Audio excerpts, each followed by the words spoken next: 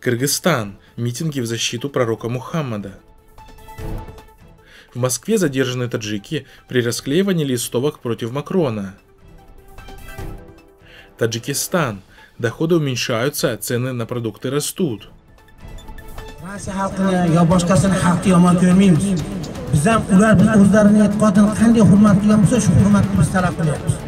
В нескольких городах Кыргызстана жители страны публично проявили свой протест против высказываний президента Франции Эммануэля Макрона относительно последних событий вокруг оскорбительных карикатур на пророка Мухаммада, да благословит его Аллах и приветствует. Так, 1 ноября жители Бишкека вышли на митинги в защиту чести пророка Мухаммада. Среди участников митинга был и экс-депутат Жогорку-Кинеша Турсунбай Бакир Улу, сообщает Аки Пресс. Участники митинга держали в руках плакаты. 30 октября аналогичный митинг прошел в Джалалабаде, а жители города Ош проявили свой протест, наклеив фото Макрона с отпечатками обуви на пешеходный переход. В кыргызском сегменте соцсетей были опубликованы несколько видеозаписей с места проведения митингов. Также 2 ноября прошли митинги в городе Карасуу. Соответствующее видео опубликовано в соцсети Facebook. На видео около 1000 людей идут с плакатами и скандируют исламские лозунги.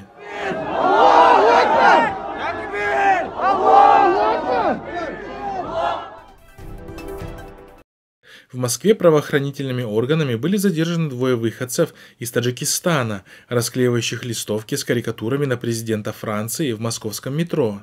Об этом сообщило 3 ноября ФАН, Федеральное агентство новостей, со ссылкой на источник в правоохранительных органах.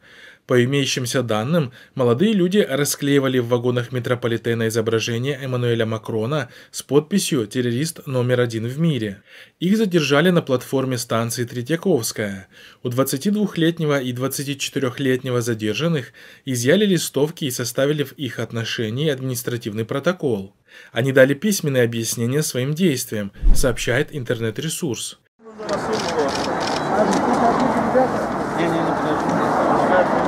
Напомним, что 30 и 31 октября у посольства Франции в Москве прошли митинги протеста против президента Франции и его политики в отношении мусульман. Соответствующие видео были опубликованы в соцсетях и в различных СМИ. Как видно, на опубликованных видео среди участников митинга были иммигранты из стран Центральной Азии. Также 1 ноября в Германии, в городе Кёльн, таджики вышли на митинг в защиту пророка Мухаммада, да благословит его Аллах и приветствует, и с осуждением политики президента Франции.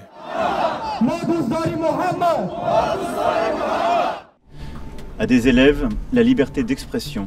Стоит отметить, что позиция и высказывания президента Макрона в отношении выпущенных порочащих честь пророка Мухаммада карикатур вызвали гнев и негодование в среде мусульман. По всему миру проходят акции протестов, сопровождаемые сожжением флага Франции и портретов Макрона, а также призывом к бойкоту французских товаров.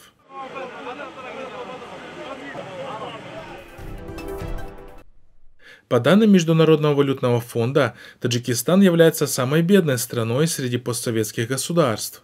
В стране с населением 9,5 миллиона человек средний годовой доход таджикистанцев составляет $833 по результатам исследований фонда. Для сравнения, в соседнем Узбекистане средний годовой доход по данным фонда составляет $1762, в Казахстане $8781.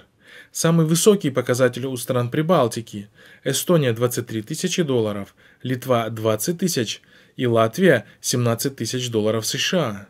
Также в сегодняшних условиях глубокого экономического кризиса в Таджикистане, вызванного пандемией, у населения страны резко снизились доходы, так как основным источником средств для выживания являлись денежные переводы от трудовой миграции. У миллионов домохозяйств, зависящих от денежных переводов, исчез основной источник дохода, поскольку многие из них так и не смогли отправиться на заработки в Россию и Казахстан. Вместе с тем, за последние месяцы повысились цены на продукты питания. Так, 5-литровая бутылка масла, стоившая на начало осени 62 самани, сейчас стоит 78 самани. Мешок сахара с 330 самани поднялся в цене до 430 самани. 50 килограмм муки с 220 самани до 250 самани. Яйца с 0,76 самани за штуку до 0,94 самани. Килограмм мяса с 50 до 60 самани.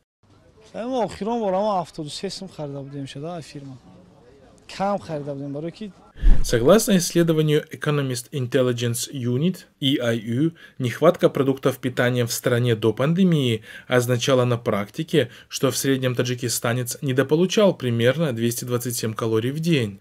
Для сравнения, средний россиянин недополучал всего 6 калорий, казахстанец 17, узбекистанец 43. В индексе продовольственной безопасности EIU в декабре 2019 года Таджикистан занял 93 место среди 113 стран.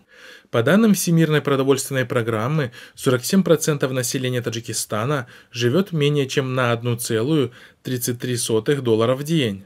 И 30% населения хронически недоедает. Правительство должно прислушиваться к людям, к настоящим людям, сказал Радио Азади журналист из Кулябского района, попросивший не указывать его имя из соображений безопасности. Вы можете видеть изобилие еды на базарах. Да, вы видите, как люди покупают товары, и некоторые даже не смотрят на цены. Но это не большинство. Любой, кто говорит, что большинство таджиков едят досыта, оторван от реальности и понятия не имеет, что происходит, заключает он. Напомним, что режим Рахмона постоянно сообщает населению о повышении уровня жизни в стране. Так, в сентябре, в ходе рабочей поездки по населенным пунктам Сагдийской области, Эмомали Рахмон заявил о значительном повышении уровня жизни населения Таджикистана. Он подчеркнул, что устойчивое развитие экономики позволило правительству уделять больше внимания социальной сфере, в том числе культуре, строительству и реконструкции объектов. با شرافت استقلال و آزادی وحدت ملی و صلح و ثبات مردم ما در شاهراه سازندگی و بنیادکاری قدم‌های استوار گذاشته امروز وطن عزیزمان را خیلی آباد و پیشرفته گردانیدند و به خاطر فردای باز هم آبادتر سرجمانه زحمت کشیده ایستادند. Заявил Рахмон, не объяснив, однако, в чем конкретно улучшилась жизнь населения страны.